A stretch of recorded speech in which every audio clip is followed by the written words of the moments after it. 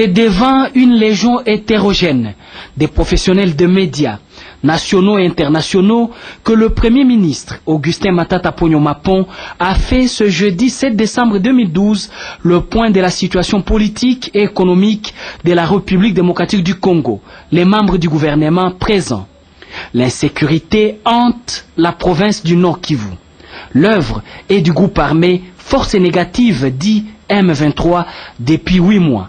Ce groupe, avec le soutien du Rwanda, s'il faut s'appuyer au dernier rapport des experts de l'ONU, a attaqué et occupé les territoires de Massissi, Rutshuru et récemment la ville de Goma.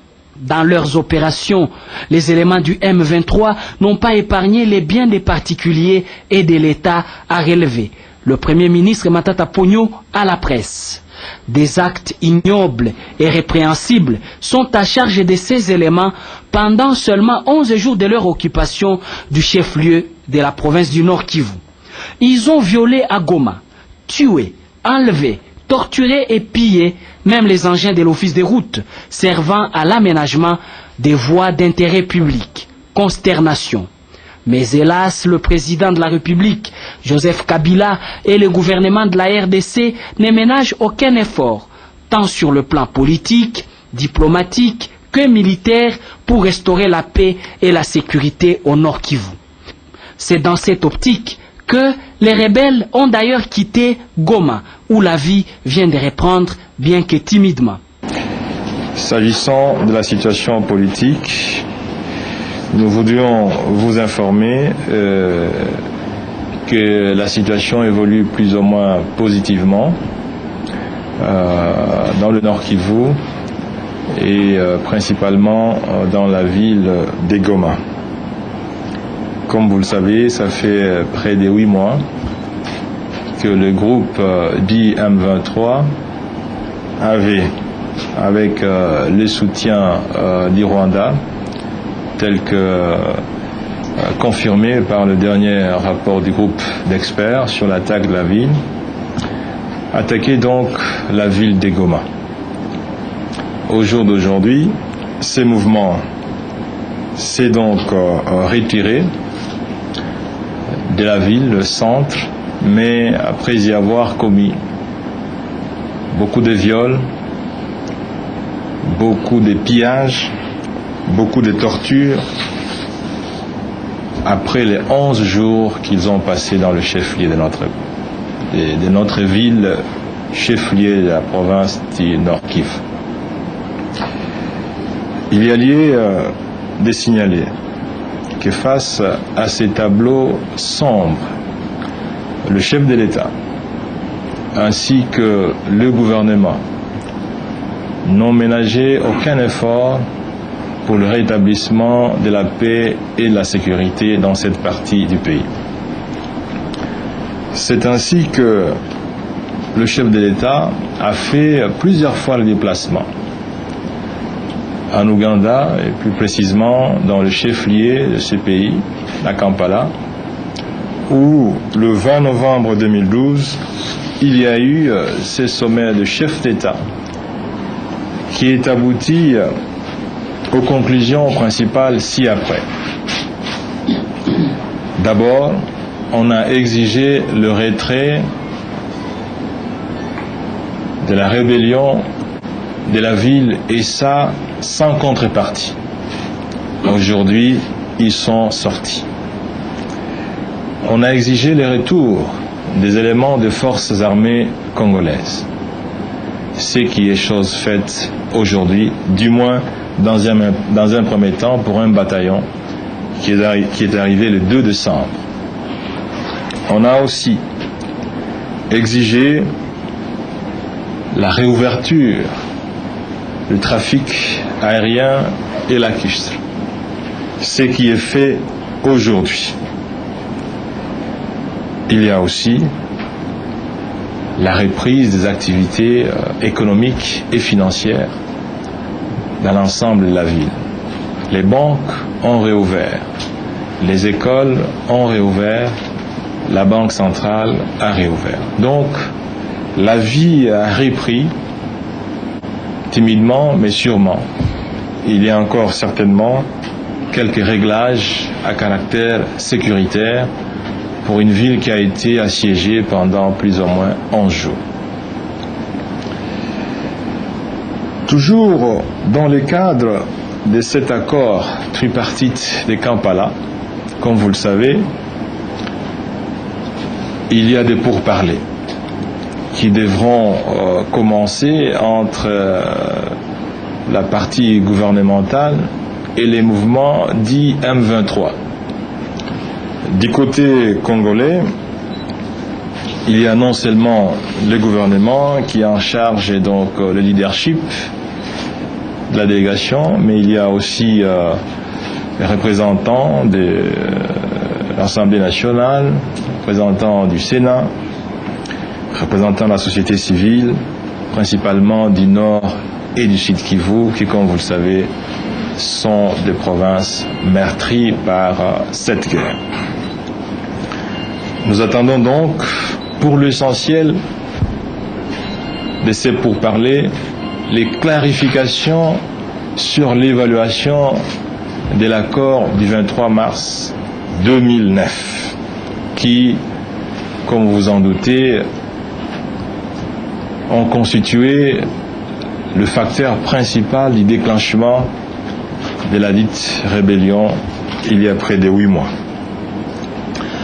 Je voudrais aussi vous signaler que tous les efforts de rétablissement de la paix ne sont pas essentiellement concentrés sur Kampala.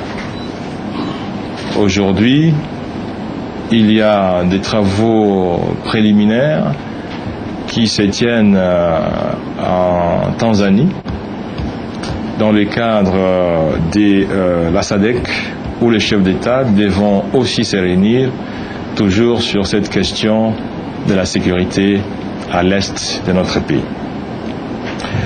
Je tiens aussi à vous signaler que dans le même ordre d'idées, il y a des travaux qui se tiennent en face de nous ici à Brazzaville, avec comme fond de la question les aspects sécuritaires, mais cette fois-ci dans la sous-région de l'Afrique centrale sous le label de la CAC.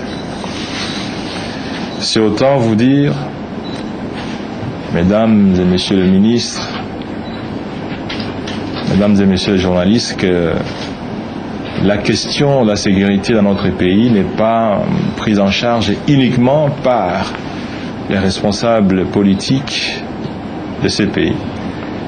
La RDC bénéficie aussi de la solidarité des partenaires bilatéraux et multilatéraux. Vous le savez très bien, du côté bilatéral, on peut citer la France, la Belgique, les États-Unis, l'Angleterre, l'Allemagne, ainsi que d'autres pays, notamment au niveau du continent africain. Au niveau multilatéral, vous êtes certainement au courant des efforts fournis dans ces cadres par le Conseil de sécurité, l'Union européenne, la SADC, tout comme les CIRGL dans le cadre de la sous-région des Grands Lacs. Et à toutes ces organisations multilatérales, à tous ces pays bilatéraux, la RDC reste reconnaissant et présente ses remerciements les plus sincères.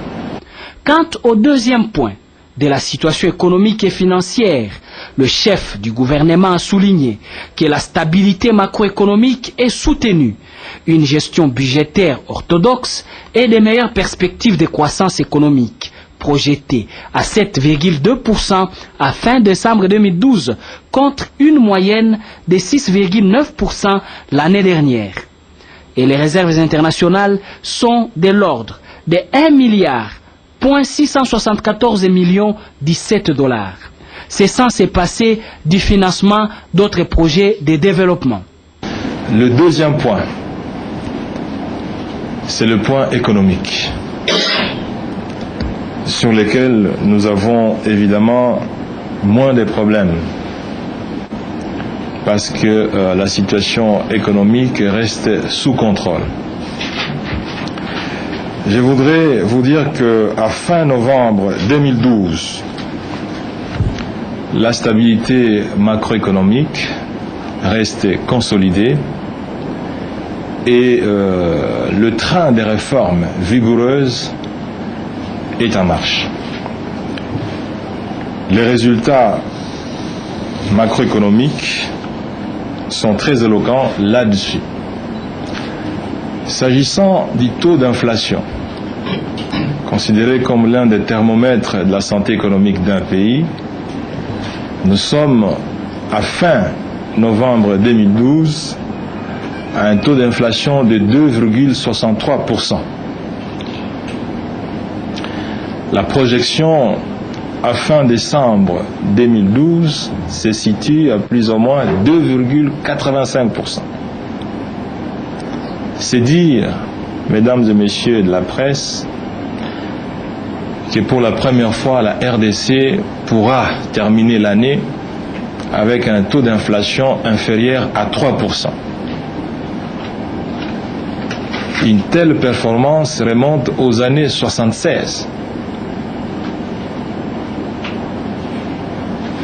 Donc, à faire preuve certainement de beaucoup d'élégance en soulignant cette performance économique tout à fait exceptionnelle. S'agissant du taux d'échange, l'expression au taux du jour a totalement disparu parce que le taux est quasiment le même depuis bientôt 3 ans.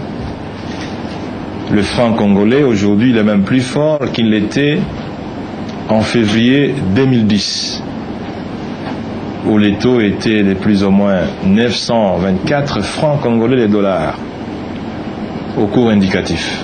Aujourd'hui, comme vous le savez, la Banque centrale affiche un taux d'échange de plus ou moins 916 francs congolais le dollar américain. Les taux de croissance économique, l'autre indicateur très important pour mesurer la façon dont les richesses sont créées dans le pays, nous avons un taux de croissance qui est projeté à 7,2%. L'année prochaine, toutes les évaluations sérieuses qui sont faites à la fois par les experts congolais comme par ceux du Fonds monétaire, nous pourrions donc avoir l'année prochaine un taux de croissance de 8,2%. Mesdames et messieurs la presse, une telle performance remonte aux années 73, où la RDC a fait un taux de croissance d'un peu plus de 9%. C'est dire que nous sommes sur la trajectoire qu'il faut pour pouvoir maintenir une création de richesses capable effectivement de faire reculer les murs de la pauvreté. Le niveau des réserves internationales. À fin novembre 2012, nous sommes à un peu plus de 1,6 milliard de dollars américains. Je dois vous signaler, mesdames et messieurs de la presse, qu'il y a 4 à 5 ans, on était à 70 millions de dollars américains. C'est vous dire que la machine des réserves d'échange prend de la vitesse et qu'aujourd'hui, la calmie que vous voyez sur le marché d'échange est due au fait que tous les spéculateurs, tous ceux qui anticipent savent que même s'ils anticipent, même s'ils spéculent, notre institut d'émission est à mesure d'arroser le marché et de casser toutes les tendances spéculatives. Aujourd'hui, la RDC peut faire face donc à 2 mois d'importation sans pouvoir recourir à un emprunt extérieur. La situation des taux d'échange est donc sous contrôle, en dépit du fait que nous avons mis en circulation les coupures à valeur faciale élevée. dont la dernière est celle de 20 000 francs. J'imagine que les journalistes le possèdent dans leur poche et dans leur portefeuille. Mais ça, c'est une bonne nouvelle. Que vous n'ayez pas ces francs congolais, c'est une bonne nouvelle. Parce que vous aviez dit que ça circulait déjà dans les poches des ministres ici. Ah, mais voilà. Et donc, mesdames et messieurs la presse, les choses ont changé dans ce pays. La rigueur fait donc ses preuves que les journalistes manquent la coupure de 20 000 francs. Les ministres aussi. Donc, la mise en circulation des coupures répond désormais aux critères rigoureux de compatibilité avec le flux économique. Ce qui explique qu'on ait mis les coupures en circulation, qu'on les ait démonétisées. Ces coupures sont acceptées par tout le monde parce qu'elles n'ont pas amené ni la dépréciation ni la hausse des prix des biens et services. Donc, coup de chapeau au gouvernement, coup de chapeau au chef de l'État, dont le leadership effectivement fait preuve de beaucoup de patriotisme et de beaucoup d'amour pour la patrie. Toujours sur le champ de l'économie, nous voudrions vous signaler, mesdames et messieurs la presse, que les finances publiques se portent très bien et qu'à fin novembre 2012, nous terminions avec un excédent de près de 160 milliards de francs congolais. Voilà un autre élément qui explique la stabilité du cadre macroéconomique. La planche à billets des tristes mémoires est classée dans les oubliettes. Aujourd'hui, l'État congolais finance ses activités avec des ressources saines qui sont collectées dans l'économie nationale. La bancarisation à laquelle vous avez fait allusion tout à l'heure est une mesure vigoureuse mais aussi exceptionnelle parce que désormais elle permet à l'État d'identifier les réseaux mafieux des fraudeurs qui se recrutent non seulement au niveau des spéculateurs mais aussi au niveau des cadres de direction de l'administration publique. Les économies sont très appréciables. Aujourd'hui, nous sommes à plus de 2,5 millions $ américains qui ont été préservés par le Trésor public. La bancarisation de la paix, comme vous le savez, a atteint y compris l'armée et la police. La police de la ville de Kinshasa sera totalement payée à fin décembre 2012 par la voie bancaire. L'armée de Kinshasa sera payée totalement par voie bancaire à fin janvier 2013. Et tous ceux qui marchent sur le trésor public seront totalement payés par voie bancaire à fin mars 2013. Vous ne pouvez pas vous imaginer, mesdames et messieurs la presse, les avantages qu'on tire par ce processus. Je ne sais pas si vous avez des frères et sœurs qui sont payés par la banque. En tout cas, moi, j'ai reçu une lettre, pas une lettre anonyme, une lettre signée par les syndicalistes de l'enseignement primaire et secondaire. Une lettre pathétique, mais aussi une lettre véridique qui démontre à quel titre les enseignants sont contents de cette opération de bancarisation. Désormais, les salaires est touché le 15, devenu une date symbolique, avec une charge morale et sociale élevée.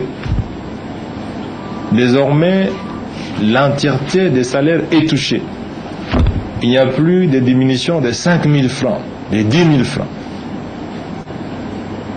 c'est vous dire que la bonne gouvernance ne concerne pas seulement la lutte contre la fraude, la corruption, telle que vous le voyez, mais c'est aussi faire arriver l'entièreté du salaire auprès des bénéficiaires. C'est aussi la bonne gouvernance.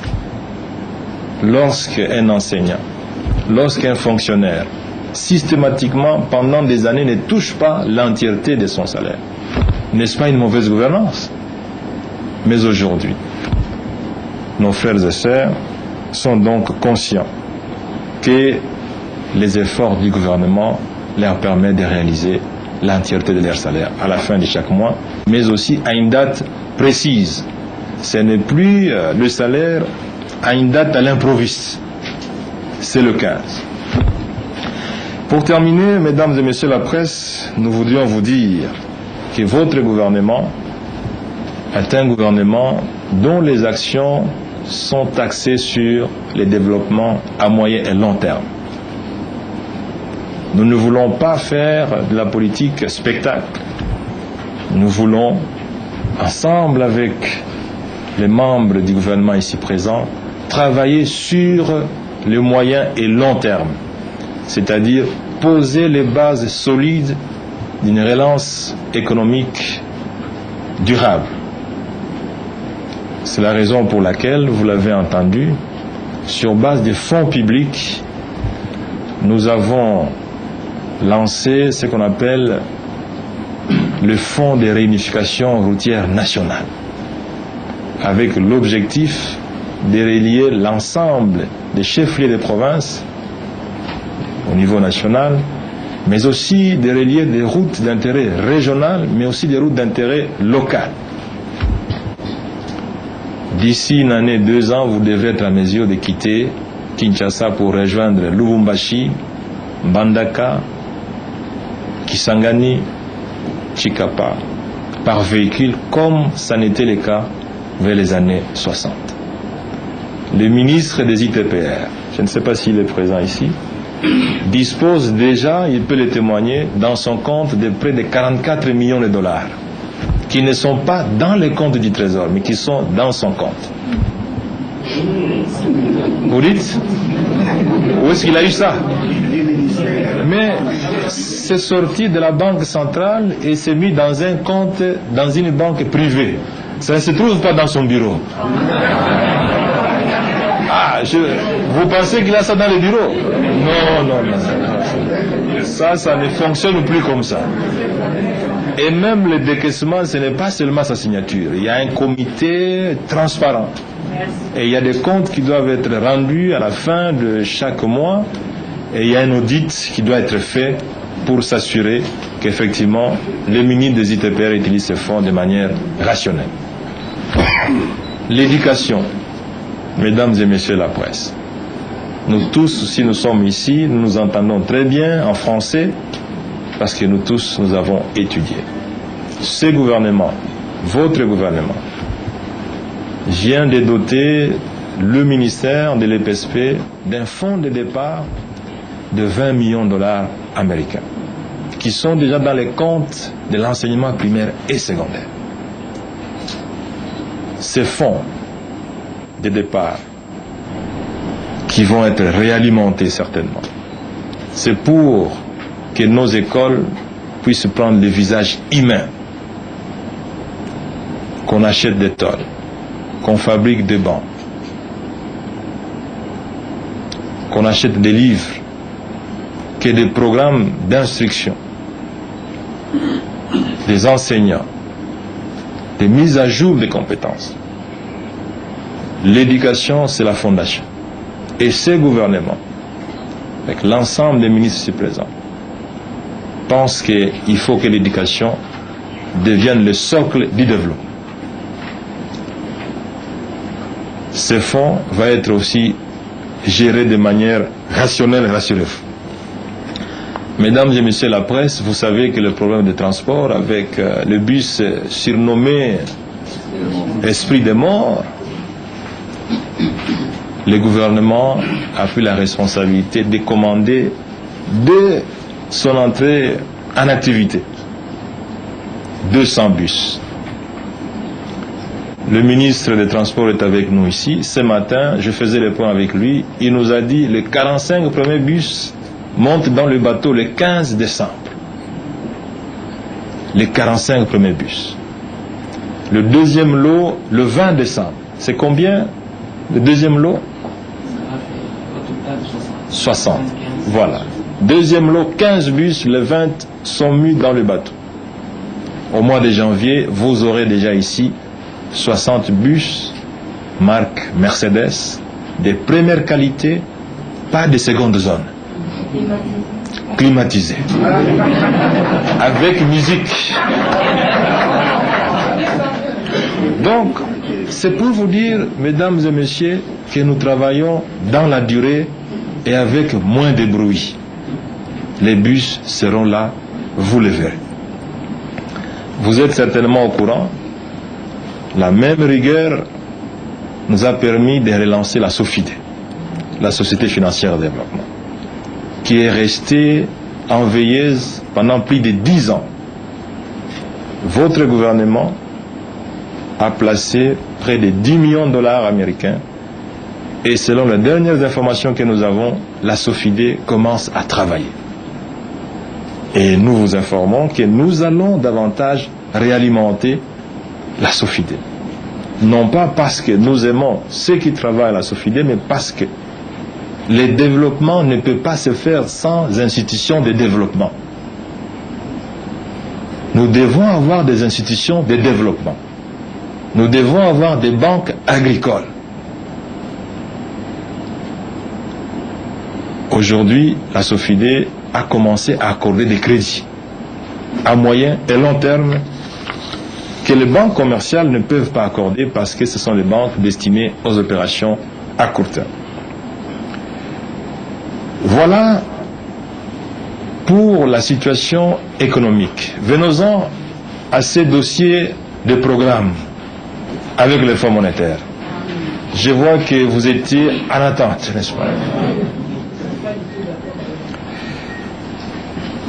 Le programme avec le Fonds monétaire était exécuté de manière excellente. Je tiens à vous le dire parce que ceci ne vient même pas de moi, parce que je suis juge de parti, mais ceci vient des experts, même du Fonds monétaire international. Les agrégats macroéconomiques, les agrégats quantitatifs, sur lesquels l'appréciation monétaire du programme est faite, ces agrégats affichent une performance sans réserve.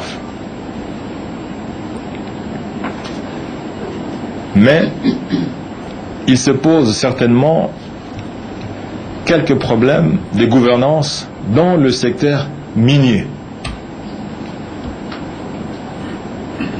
où essentiellement le PV Comidé qui marquait la cession de près de 25% des parts à la Gécamine, cette opération n'a pas requis ou n'a pas respecté tout le processus tel que requis par les règles à la matière. Et donc, le Fonds monétaire international a estimé que, en dépit du fait que les critères quantitatifs sont tous réalisés avec satisfaction, que le programme vu dans sa globalité ne pouvait pas donc être conclu de manière positive. Voilà la raison pour laquelle le Fonds monétaire n'a pas estimé opportun de faire une prorogation de la date de fin des programmes prévue pour environ du 10 décembre 2012. Je voudrais insister sur le fait que la non-prorogation,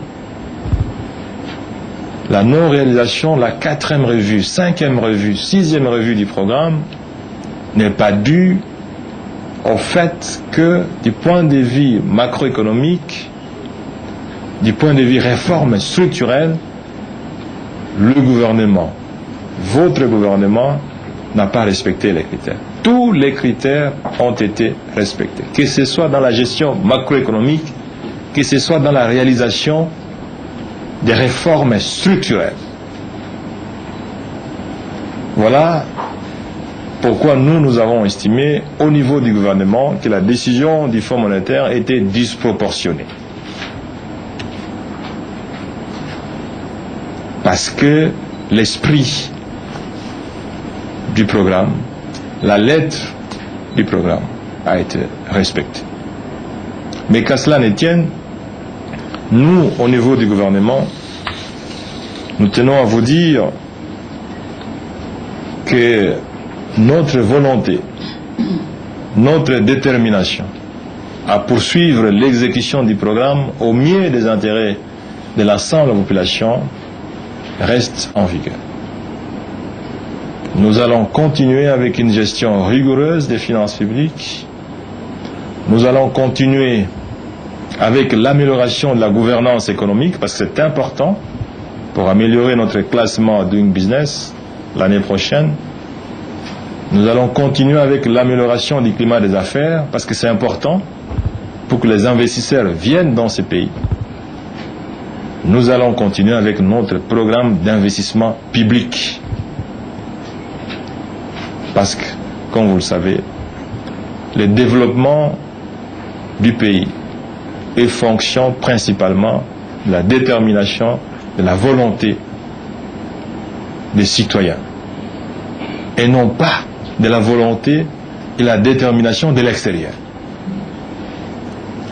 Et sous le leadership du chef de l'État, ce gouvernement a reçu des indications précises pour que nous puissions redoubler des efforts afin que le développement de ces pays procède essentiellement de la détermination, de la discipline des Congolais et des Congolaises. Voilà, mesdames et messieurs de la presse, mesdames et messieurs les ministres, le peu que nous avions à vous communiquer en ce qui concerne la situation sécuritaire et la situation économique de notre pays telle que vue à fin novembre 2012. Je vous remercie.